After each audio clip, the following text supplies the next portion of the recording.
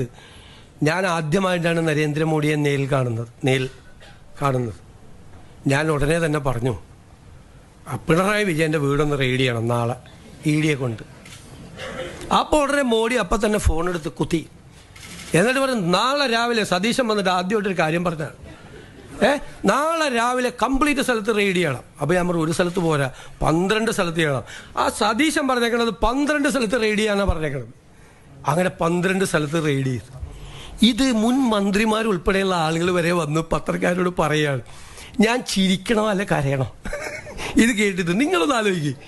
നരേന്ദ്രമോദി ആദ്യമായിട്ട് കണ്ട് മുഖ്യമന്ത്രിയായിട്ട് കാണാൻ പോയപ്പോൾ ഇവിടുത്തെ പ്രതിപക്ഷ നേതാവായിരിക്കുന്ന അദ്ദേഹത്തിൻ്റെ വീട് റെയ്ഡ് ചെയ്യണമെന്ന് ഞാൻ പിണറായി വിജയൻ ഇതൊന്നും പറയില്ല കേട്ടോ.